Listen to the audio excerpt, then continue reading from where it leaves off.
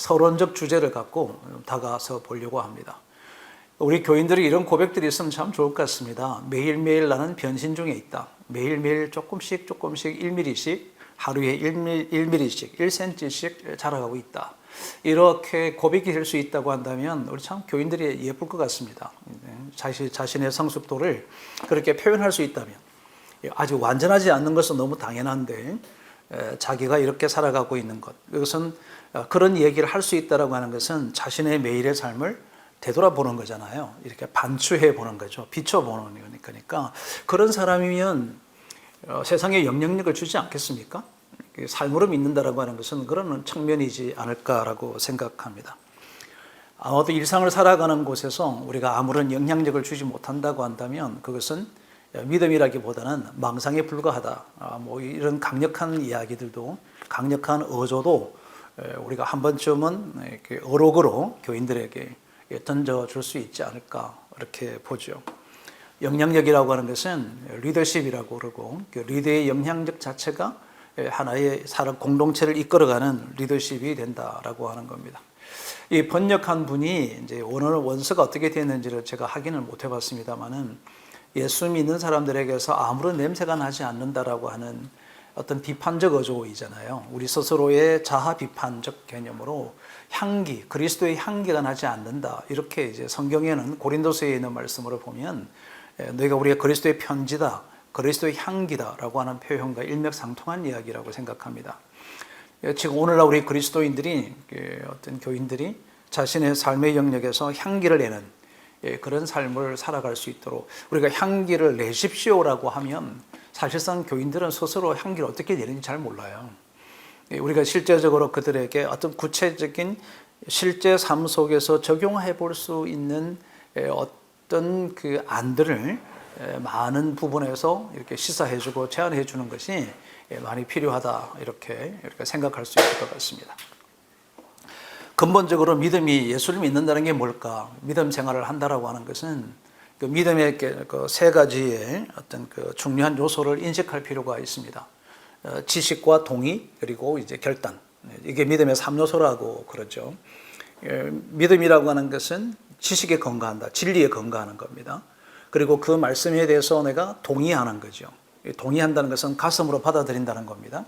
그러니까 머리로 이해되고 가슴으로 받아들여져서 내가 실제 생활 속에서 이것이 온전한 믿음이다. 이걸 보고 이제 믿음의 3요소라 그렇게 얘기하죠.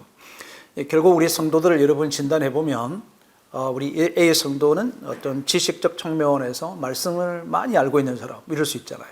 근데 가슴이 뜨거운 사람도 있어요. 가슴이 뜨거운. 그런데 행동이 없다. 삶의 변화가 일어나지 않는다. 그러면 지금 이 성도들은 무엇을 시켜야 되느냐면, 여러분들이 행동 지침을 많이 줘야 합니다. 원칙을 많이 줘서 설교 한 편에 한 가지 이상의 원칙을 두어서 그렇게 실행할 수 있도록 여러분이 도전한다면 성도들의 삶이 변하는 것을 볼 수 있다라고 하는 거죠. 자, 그런데 우리 성도들이 행동은 잘해요. 막 실천도 잘해, 섬김도 잘하고 막 잘해요.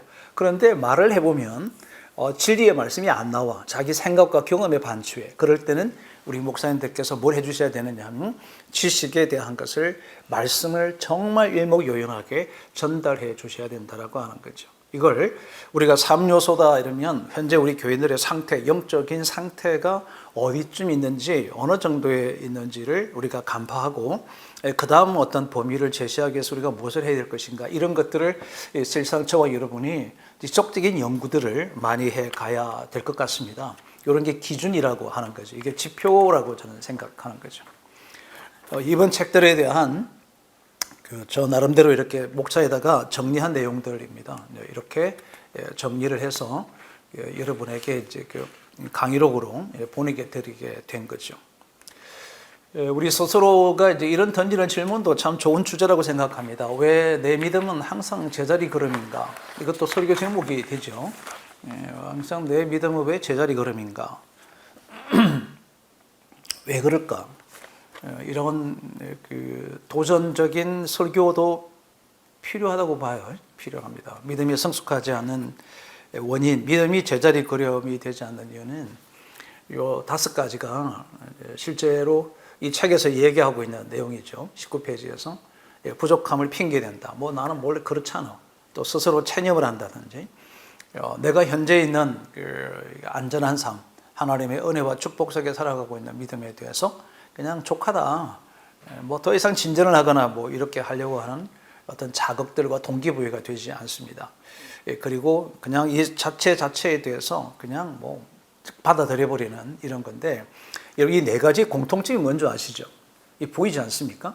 여러분이 핑계와 체념과 만족과 굴복하는 것에서 뭐가 필요하냐면, 지도자는 동기부여를 명확하게 해주는 것이 필요합니다. 그래서 저는 설교의 역할이 뭐냐라고 하면, 설교의 역할은 진실에 대한 사실에 대한 성경의 사실을 전달하는 것이 아니라 성도들에게 이 진리의 말씀으로 동기를 부여해야 된다. 그래서 핑계하지 못하게 하고 체념하지 못하게 하고 현실 지금 상태에서 만족하고 굴복하지 못하도록 우리는 그들의 마음을 일깨우는 거죠. 동기를 부여한다라고 하는 거죠. 동기를 부여하기 위해서 어떻게 해야 될까? 여러분 쉬운 적용을 할 수 있어야 됩니다. 쉽게 오늘 이 말씀을 듣고 점심시간에 바로 적용할 수 있는 어떤 그런 메시지가 있을 때 살아나는 거죠. 내가 막 자기의 삶이 살아나서 내가 변하고 있고 성숙하고 뭔가 일밀이씩 진전하고 있다는 생각이 들면 믿음 생활이 막 신날 수 있다는 거죠. 자기 변화가 안 되니까 답답한 거거든요. 여러분 이거를 우리가 역으로 얘기한다면 결국은 저와 여러분의 문제인 겁니다. 그죠? 우리 교인들이 제자리 걸음을 걷고 있다라고 우리가 진단을 한다고 한다면 어쩌면 저와 여러분이 먼저 제자리 걸음을 하고 있을 수도 있다는 거죠. 왜냐하면 내 스스로의 자기 동기부여가 안 되어져 있는 상태면 내가 지금 어떤 핑계를 달고 있거나 사역에 대한 체념을 교회 현실에 대해서 책임을 갖고 있거나 나 이 정도 하면 됐고 이제 은퇴 날 얼마큼 기다렸다가 유지하다가 하면 되지 만족하고 있거나 실망스러운 현실 앞에 지금 내가 굴복되어져 있는 저와 여러분의 자화상일 수도 있다고 저는 생각하는 거죠. 결국은 다르게 얘기한다면 저는 이렇게 여러분에게 도전하고 싶은 거예요. 목사가 스스로 자기 동기부여가 되지 않고 자기의 변혁을 시도해서 진전해 가지 않는다면 내가 제자리 걸음 걷고 있으면 교회도 제자리 걸음, 성도도 제자리 걸음을 걸을 수밖에 없다. 그래서 지도자가 정말 중요하죠.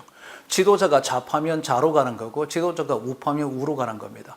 지도자가 진리로 있으면 진리에 거하게 되고 지도자가 정도를 걷게 되면 교회 공동체가 정도를 걷게 되는 거죠. 그래서 지도자를 잘 뽑아야 한다라고 하는 거죠. 그런데 교회는 지도자를 뽑는 게 아니잖아요.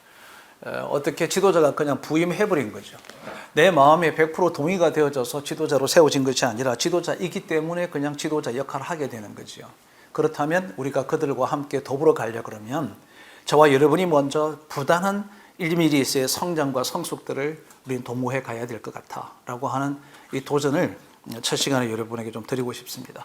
이 자료를 정리하다 보니까 어떤 분이 말라기 1장을 가지고요. 말라기 1장 속에서 이스라엘 백성의 영적인 질병들을 정리를 했더라고요. 여러분이 꼭 한번 참고해 보셔서 이건 제가 여러분 설명드릴 필요가 없을 것 같은 것은 말라기 1장으로 이스라엘 백성의 영적 질병을 치시면 나옵니다. 거기에 있는 이야기를 여러분께 팁을 드렸는데 결국은 지금 현재 우리 교인들이 어디에 있냐 하면은 영적 질병에 걸려 있다는 거죠. 그래서 제자리 걸음한다는 거죠. 그리고 쉬운 예수를 택한다는 거죠. 쉬운 예수를 택하는 속에 살고 있다는 그 자체가 영적인 질병이다라고 하는 것을 우리가 유념해 본다면 말라기 1장을 통한 이스라엘 백성의 영적 질병에 대한 이 제안은 상당히 고무적이다 이런 생각을 가졌습니다. 아마 많은 분들이 말라기 1장을 갖고 영적 질병적 측면에서 설교한 것들이 많지가 않습니다. 이분이 아주 독특해서 제가 여러분에게 좀 소개를 해드리려고 했던 거죠.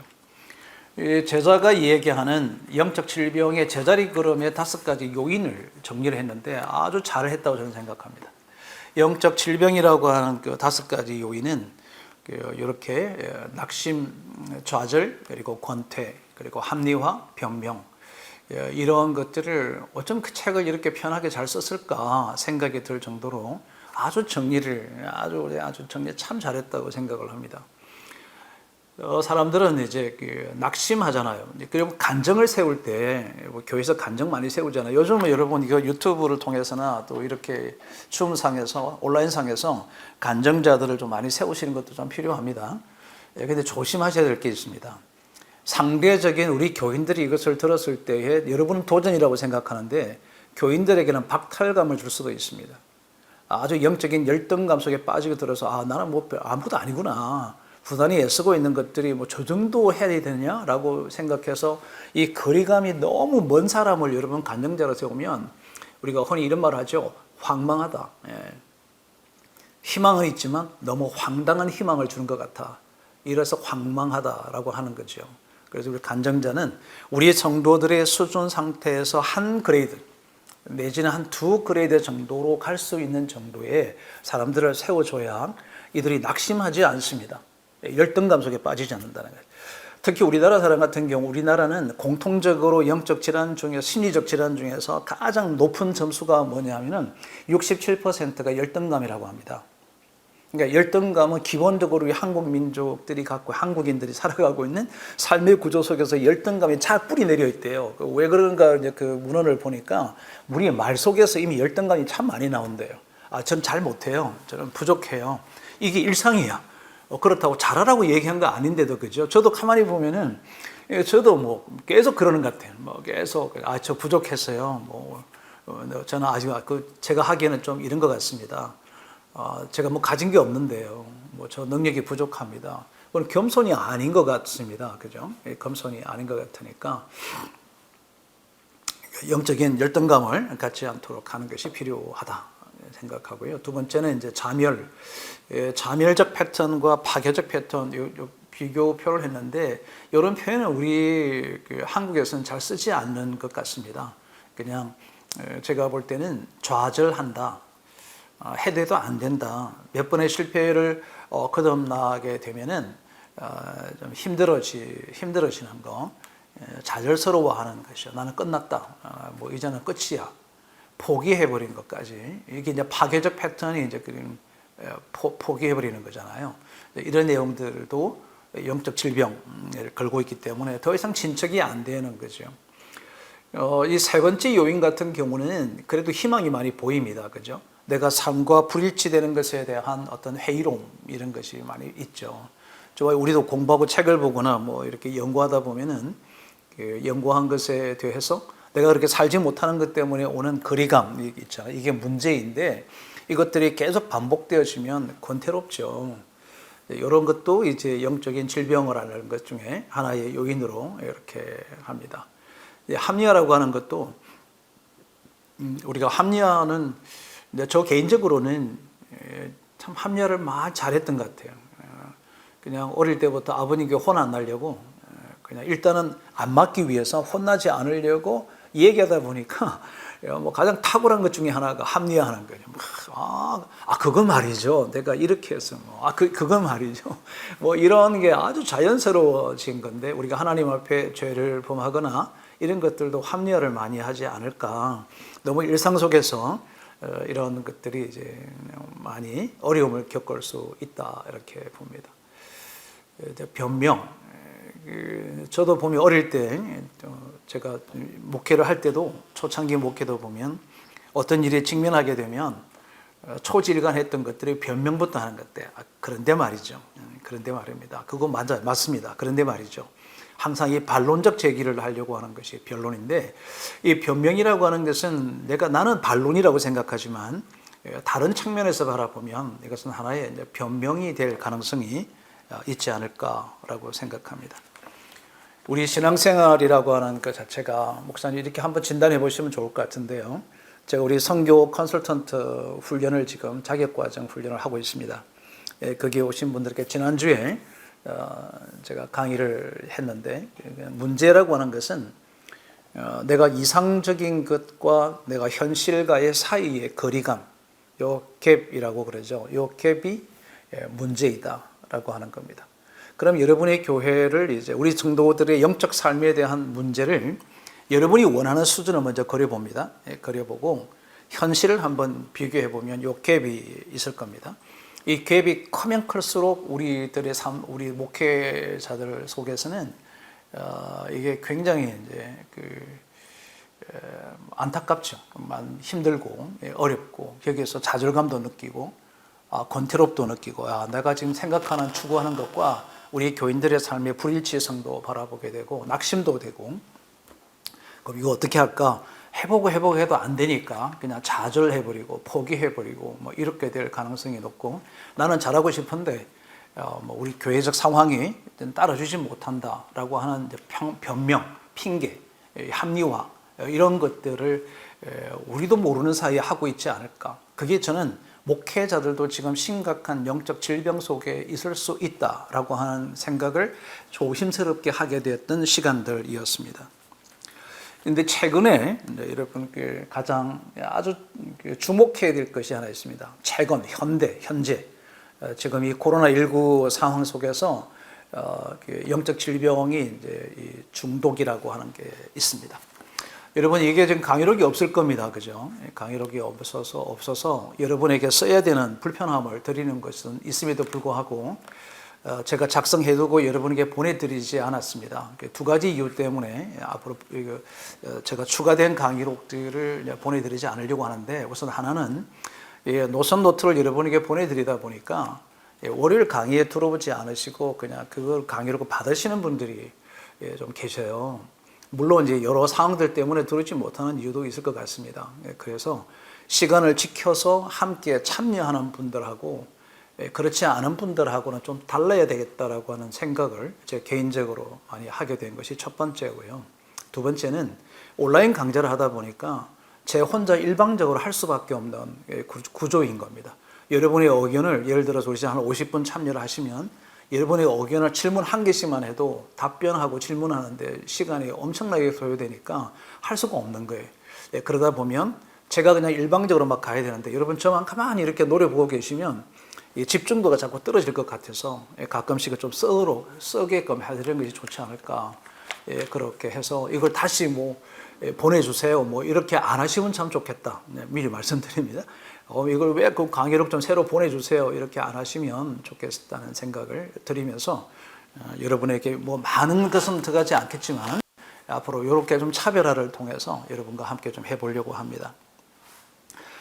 최근에 영적 질병이 이제 중독이라고 하는 거죠. 이 중독이 생겨지는 결정적인 단초가 뭐냐면 건강한 관계가 결핍된 겁니다. 하나님과의 건강한 관계가 결핍되면 다른 것에 중독을 한다는 얘기입니다. 부부 간에도 이제 어떤 가정에서도 건강한 관계 형성이 안 되면 결핍되어지면 어떤 것으로 중독이 됩니다. 그 중독이 된다는 거죠. 모든 관계가 그렇다는 거예요. 이게 가장 결정적 요인이라는 거예요. 두 번째는 자상실을 간다는 거죠. 공허하다라고 하는 거죠. 우리 지금 현재 2017년도 통계 자료가 최근 통계라서 제가 이 이상 자료를 찾지는 못했습니다.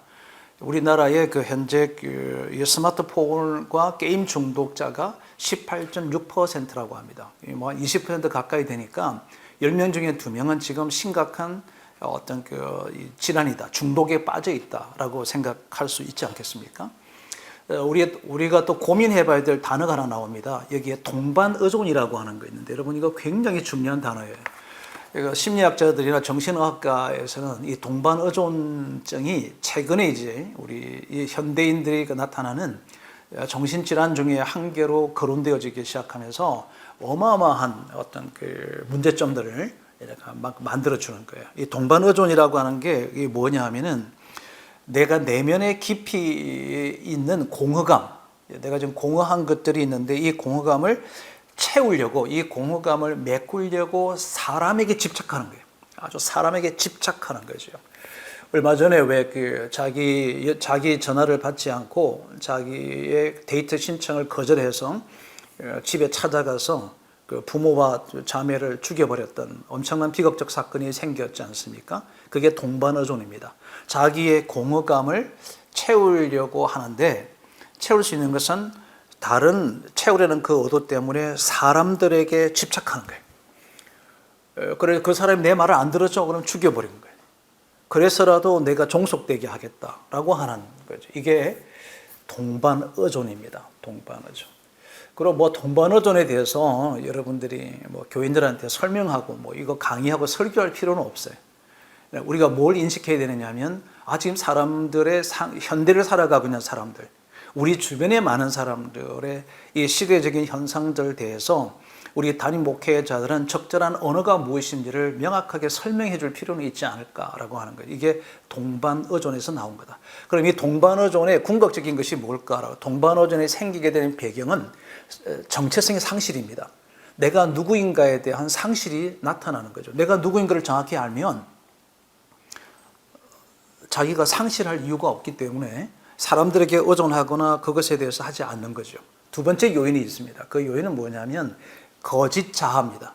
다시 말씀드리면 거짓 자기. 막 사람이 포장돼서 살잖아요. 지금 여러분 이 땅에 그 많은 사람들이 실제로 보면은 거짓 자기로 살아가는 것이 참 많다. 막 꾸며진 자기가 진짜 자기인 줄 아는 거잖아요. 그죠? 그래서 저 개인적으로도 저를 갖고 생각하는 내 진짜인 김성진이가 누구일까? 진짜 나는 누구이지? 이거를 자꾸 알고 싶은 거죠. 왜냐하면 내가 정확하게 누구인가를 알아갈 때 비로소 내가 그다음 무엇을 해야 되는지에 대한 진짜의 나로 살아가지 않겠냐라고 하는 거죠. 이것이 우리 지난번 읽었던 것처럼 진짜와 가짜의 어떤 핵심 포인트다. 가짜로 살아가는 사람은 동반의존력이 강하게 된다고 합니다. 이게 의학자들이 얘기하는 핵심적인 요인인 거죠. 그래서 여러분, 제가 다음 주 우리 독서회에 제가 여러분 책을 이렇게 엮어서 연결해서 나가는데 자신감이라고 하는 것들을 여러분과 함께 공부하려고 했던 배경이 되기도 합니다. 동반어존적인 성향이 커서 과거에 좀 몇 년 된 책들을 좀 끌고 와서 지금에 적합한 책들을 찾기가 어려워서 과거의 책들을 가지고 와서 여러분 다음 주 읽으니까 다음 주 책이 굉장히 얇습니다. 그런데 좀 다소 어렵기도 하고 좀 생각할 것들이 많은 책들입니다. 그래서 다음 주 책은 여러분 가능하면 꼭 좀 한번 읽어보십시오. 이해를 못해도 괜찮으니까 쭉 읽어보시면 제가 여러분을 이해를 돕기 위해서 최선을 다해서 정리해 가 보려고 합니다.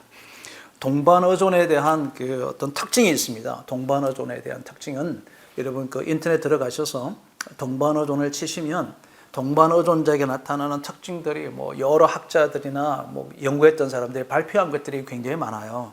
그거를 좀 정리해 보시면 여러분에게 도움이 되지 않을까 그렇게 생각합니다. 결국은 이 중독이라고 하는 것은 욕심 자체가 이제 중독이 되는 거죠. 욕심이 과다하다, 욕심이 많아졌다, 그게 중독입니다. 돈에도 중독되죠. 돈 중독이죠. 왜냐하면 이 사람의 사고는 처음 아침에 눈 뜨자마자부터 시작해서 잘 때까지 꿈속에서도 돈 하는 거죠. 그러니까 그는 그 돈에 중독된 거라는 거죠. 중독은 생각에 미치는 것이 도를 지나치다. 이게 중독이거든요. TV를 보면 TV를 나쁜 거만 있는 건 아니잖아요. 그죠? 좋은 좋은 것을 좋은 다큐멘터리나 좋은 시사적 프로그램들이 요즘 많이 생겼습니다. 보는 것 자체가 잘못된 게 아니에요. 그런데 일정 수준이 지나치면, 내가 이 시간에 들어가는 시간이 과하게 되어지면 TV도 중독이 될 수 있다라고 하는 거죠. 얼마든지 중독이 되죠. 그럼 뭐 그러죠. 성경도 중독이 됩니까? 질기는 중독돼도 괜찮습니다. 저는 하루 종일 성경만 공부하고 싶다. 전혀 나쁘지. 그거는 바람직한 중독이라고 생각합니다. 자, 그러면 이제 우리의 소망은 여기에 있다. 도대체 뭐가 소망이냐? 우리는 지금 다소 제가 부정적 접근을, 책도 그렇게 부정적으로 얘기했지만 32페이지에 들어가서는 주님 안에서 참된 삶을 경험하는 자들이 우리 주변에 있는 거예요. 그죠? 어떤 자들이냐? 이런 자들이라는 거죠. 이런 사람들이 이제 우리 주변에 있다. 그래서 우리는 소망이 있다라고 하는 거죠. 그죠? 우리 교인들이 어떤 회복되어지고, 자기의 관계를 회복하고, 삶이 회복되어지고, 하나님의 관계가 좁혀지고, 또 새로운 어떤 경건한 믿음의 습관을 갖고 있거나, 이렇게 된 사람들이 주변에 막 있잖아요. 우리 주변 교인들이. 그 자체가 우리에게는 소망이다라고 하는 거죠. 근데 여러분, 이건 있잖아요. 익숙한 거로부터의 결별을 시도할 때, 여러분, 그게 쉬울까요? 익숙한 것을 떼어놓고 결별을 선언하고 새로운 삶으로 시작하는 거 쉽지 않죠. 그 쉽지 않은 것들을 제가 이제 실적인 예가 뭘까 이렇게 생각해 보니까 피곤한 몸을 이끌고 잠을 자랐어요. 아침 새벽 4시 30분에 일어나서 5시 새벽기도 준비해야 되는데 우리 여기 계신 분들이 편안하게 일어나시잖아요. 그죠? 기쁨으로 일어나시죠. 별로 뭐 동의를 별로 안 하시는 분도 들어 계시네요. 저는 이거 진짜 힘들었거든요. 뭐 30대 새벽 기도는요, 뭐 살인적이더라고. 그것도 새벽 저 1월 2월, 뭐 12월 1월 2월에 4시 반에 기상해서 5시 새벽 기도 참석하는 이 고통이 엄청나더라고요. 어려운 예수를 택한 거죠. 어려운 예수. 그런 게 우리가 일상적인 생활 속에서 접근하는 우리 일상에서의 어떤 쉬운 예수가 없다. 이걸 가감하게 얘기할 수 있지 않을까. 그래서 여러분 보면 우리에게 소망이 있는 것은 그래도 1mm씩 성장하는 성도들, 1mm씩 살아보려고 자기 몸을 쳐서 복종하고 쉬운 예수를 탈피해서 어려운 예수로 막 걸어가려고 하는 성도들이 있다는 거. 그게 여러분 소망이지 않습니까? 오늘도 저와 여러분이 소망을 꿈꾸는 거잖아요. 지금도 우리가 그래도 한 번 더 피곤한 몸이지만 그래도 내일을 위해서 이 양반은 도대체 뭐라고 얘기하나, 이 책을 내가 읽어본 책은 나는 이렇게 봤는데 이 양반은 어떻게 그걸 전개해 가고 있는지를 한번 들어보자. 이것도 이제 하나의 어떤 새로운 변화, 1mm씩 우리가 함께 나아가는 것이 않을까라고 생각하는 거죠. 그렇다면 진짜 살아있는 예수를 믿는다는 건 도대체 뭐냐? 여러분, 이게 이제 이 책의 핵심이지 않았어요. 이 책을 제가 정리를 해본 거죠. 어떻게 정리를 했냐면은 요 세 가지. 은혜와 결단과 그릿이라고 요 세 단어가. 그릿이라고 하는 단어는 우리가 한 작년, 재작년 정도에 나온 걸로 알고 있습니다. 여러분 읽어보신 분 계시죠? 제가 이거 다루겠습니다. 제가 여러분에게 이 그릿이라고 하는 것을 책을 한 권 좀 다루려고 하니까 다음 달 정도에 7월 책으로 제가 이 그릿을 다뤄보려고 합니다. 연결돼서 쭉 가려고 하니까. 여러분, 우리가 이제 오늘 그 전체 책이 오늘 뭐냐? 오늘 도대체 오늘 뭘 얘기하려고 하는가?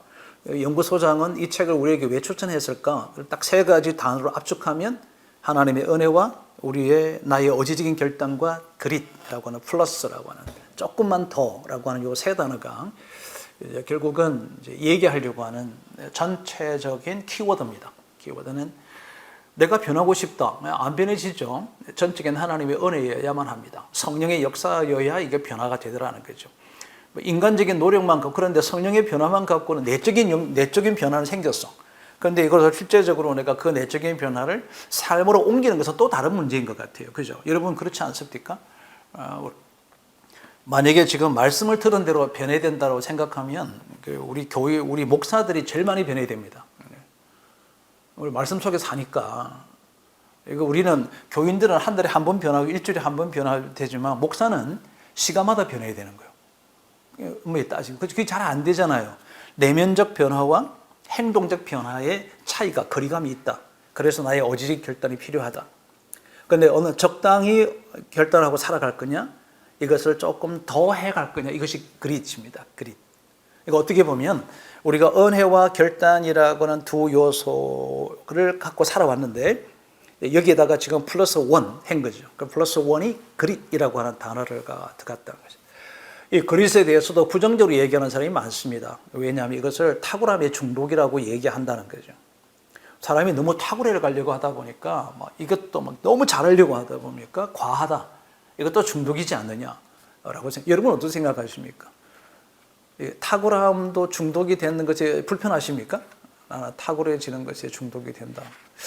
불편하다. 불편하다기보다는 너무 무겁지 않을까? 이런 생각은 다소 할 수 있겠죠, 그렇죠? 이 그릿은 그 위에 있는 이게 공식입니다, 공식. 내가 어떤 것을 성취하고 싶다. 그러면 내가 갖고 있는 재능을 플러스 한 개만 노력하지 말고 노력에 자성을 하라. 노력을 더 하라. 여러분 이것을 아주 쉽게 얘기하면 이런 겁니다. 그 그릿의 책에서 나오는 얘기인데 제가 운동을 해요. 이제 운동하러 갑니다. 제가 무게를 예를 들어서 양쪽으로 10kg를 걸고 이제 늘 해요. 하거든요. 그러면 내가 요거를 조금만 더 변화주면 좋겠다. 그래서 2.5kg를 양쪽으로 답니다. 5kg를 더 얹힌 거예요. 그렇게 해나가는 것이 그릿입니다. 그리고 내가 오늘은 15번 들어 올렸는데 내가 한 개를 더 하겠다.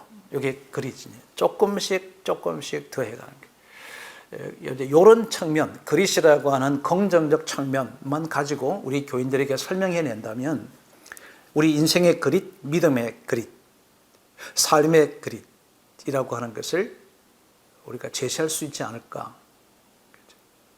이 책은 그릿의 그릿, 믿음에 우리 조금만 더 해보자 라고 하는 아주 강력한 도전을 하는 책입니다. 여러분 아마 그렇게 읽으셨을 거예요.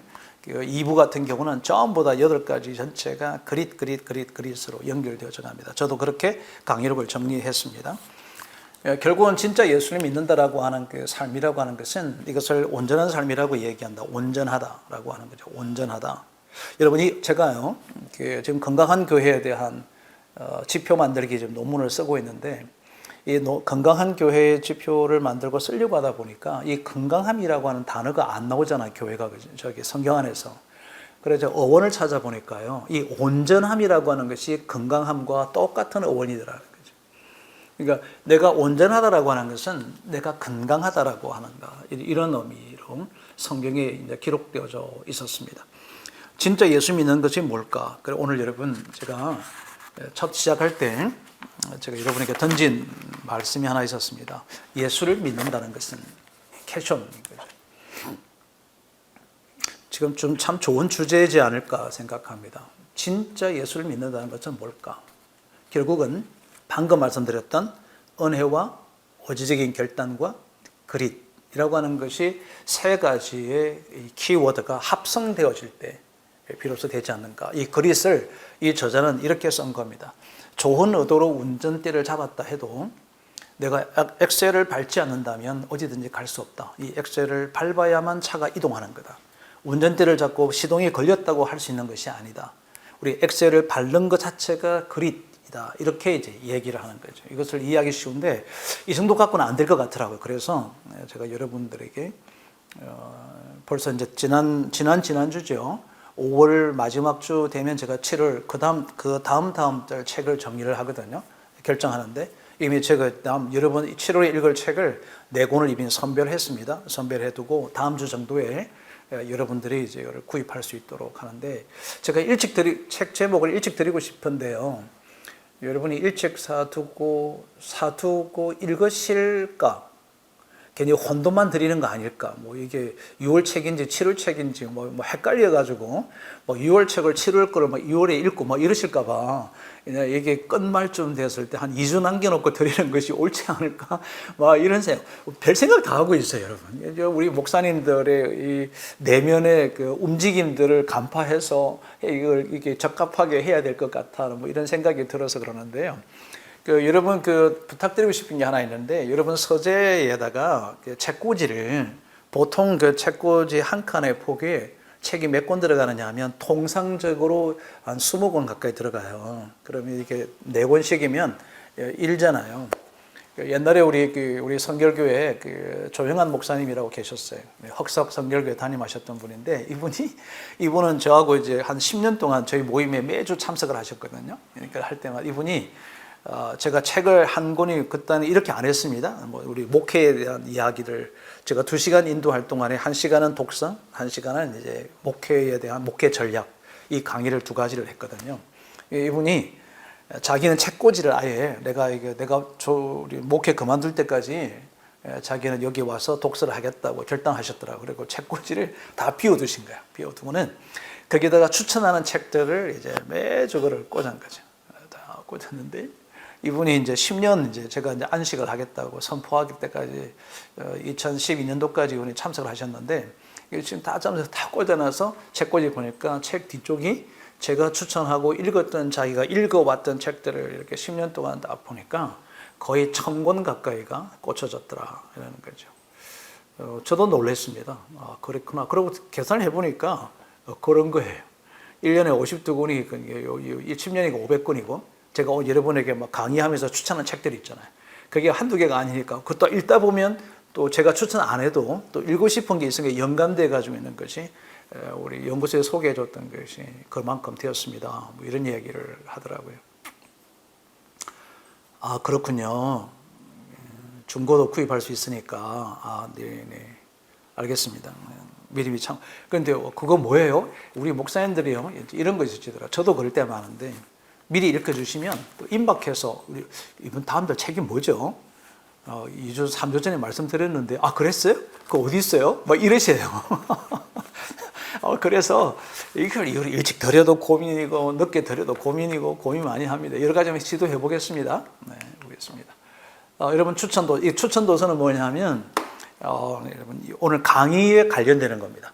그러니까 지금 그릿이라고 하는 것에 관련된 책을 얘기하는 거고, 오른편의 그릿은 7월의 독서입니다. 7월의 독서니까 미리 한 권은 좀 구입하시면 되겠죠. 읽으신 분들은 다시 한번 더 읽으십시오.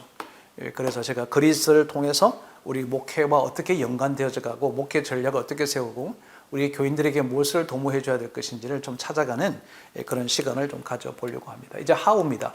지금까지는 여러분 제가 뭐 했냐면 골든 스쿨에서 why에 대해서 얘기해서 왜 이렇게 해야 되는가 이것에 설명했고, 지금부터는 how입니다. 그러면 어떻게 해야 되느냐 하는 거죠. 어떻게 해야 될 것인가 라고 하는 이야기를 좀 살펴가 보려고 합니다. 예수님께 더 깊이 뿌리를 내려라. 그렇죠? 이것을 이 저자는 뭘 했냐면은 그릿이라고 하는 것을 가지고 와서 연결한 거예요. 그러니까 how to가 뭐냐면 진짜 예수로 살고 싶다. 그래? 그러면 너 그릿 해라는 거죠. 이 그릿이 뭐냐면 딱 한 그릇만 더 해라는 거예요. 요것만 조금만 더 해라. 요게 그릿입니다. 그릿은 우리말로 하면은 그릿은 조금만 더 하자. 조금만 더, 이게 1mm만 더 하자. 그래서 오늘 여러분 첫 장표가 제가 매일매일 조금씩 1mm의 성숙이라고 써게 됐던 배경이 이 그릿을 우리의 말로 좀 제가 변형해 보려고 어떤 사고하기 위해서 말씀을 드린 건데, 노력하다, 노력자성입니다. 노력자성 이렇게 해주면 참 좋겠다. 딱 한 그릇만 더 설교 제목에 여러분 추천해 드리고 싶은 거죠. 딱 한 그릇만 더, 요만큼만 더 해보자. 우리 교인들이 말이죠. 요즘 여러분 교회의 주일 헌금 어떻게 하는지 저는 잘 모르겠는데, 세상은 인플레이가 되고 월급은 많이 올라가도 하나님께 드리는 주일 헌금은 20년 동안 고정, 불변의 원칙을 고수하는 분들이 계십니다. 주일 헌금 1,000원 하는 분은 지금도 1,000원 해요. 10년 전에 1,000원도 지금도 1,000원이고, 월급 안 올라간다고 데모하고 다 그래도 하나님 앞에 헌금 올리는 것은 절대 안 해. 참 요상한 어떤 마음들이 있다는 생각을 참 많이 하거든요. 여러분, 저는 자발적으로 뭐 이렇게 동참할 수 있으면 참 좋겠다. 뭘 하든지. 지금 내가 요 정도 할 수 있어. 그러면 내가 조금 더 뭘 해보자. 라고 하는 그런 의식들 구조가 우리 교인들에게도 좀 뿌리 내리고 있으면 좋지 않을까라고 하는 거죠. 그런데 여러분, 딱 한 걸음만 더 가게 되더라도 내가 너무 한 걸음 걸어간다고 해서 내가 마이웨이 해버리면 공동체에게 굉장한 어려움을, 한 면에서는 어려움을 줄 수가 있습니다. 그래서 여기서 우리가 주의할 게 뭐냐면 통합적 사고, 통합적 사고라고 하는 것이 필요하다. 그런 면에서 보면 우리 통합교단의 통합이라는 게 참 좋은 것 같아요. 그죠? 그렇게 해도 합동청 목사님들 그럽디다. 합동도 더 좋대. 통합도 좋지만 이 합하는 것도 좋대. 뭐 그래요. 통전성, 통전성의 언어는 너무 어렵습니다. 그죠? 통전성이라고 하는 단어의 해석이 전반적으로 전체를 아우러가는 것, 이게 통합과 유사한 건데, 통전성은 뭐가 들어가 있냐면 차이점이, 통합과 통전성의 차이점이 하나 있습니다. 통합과 유사한 단어에도 불구하고 통전성은 인격이 함유되어져 있습니다. 인격이 함유되어져 있는 것을 보고 우리는 통전성이라고 합니다. 여러분, 제가 여러분 책을 추천하는 구조를 보시면 지금 현재는 이제 1대3, 그러니까 한 권은 일반 서적, 세 권이 경건 서적의 비율을 갑니다. 7월에는 역전입니다. 한 권만 경건 서적, 나머지 세 권은 일반 서적으로 가려고 합니다. 이게 비율을 놓고도 생각을, 고민을 막 하는 거죠. 이걸 왜 그렇게 하려고 하냐면 우리에게는 융합적 사고라고 하는 것이 필요하다. 오늘도 여러분의 강의록에 들어갔던 뭐 이런 중독에 대한 이야기들, 이런 것들은 우리 중독이라는 용어를 우리 목사님 다 쓰고 있죠. 설교 시간에 쓰고 있지만 세상에서 갖고 있는 이 사고의 중독이라는 것이 뭔가라고 하는 것들, 동반의존이라고 하는 단어들은 우리 교회에서 잘 쓰지 않는 용어입니다. 그런데 이런 것들을 통해서 우리가 융합적 사고를 키워갈 필요가 있다라고 하는 거예요. 다양성을 인정하는 것도 마찬가지인 거죠. 요점에서 여러분에게 이제 그 설교 주제들이 좀 있죠. 창고에 처박힌 예수님을 구출하라. 이거 약간 유치하지만 그래도 뭐 이런 설교도 있더라. 제목도 가지고 어록이 있으니까. 바쁜 삶이라는 자장가. 이게 무슨 말일까?